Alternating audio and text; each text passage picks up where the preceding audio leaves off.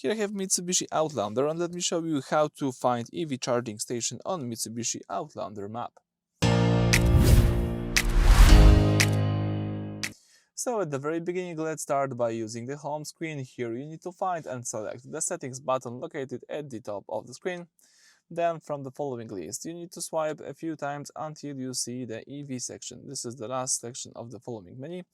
Then let's select here the show charging station on map feature, and you have to enable this feature, as you can see right here. So when this toggle is active, the navigation map will dynamically overlay specific pins and icons showing the exact location of nearby public electric vehicle charging station.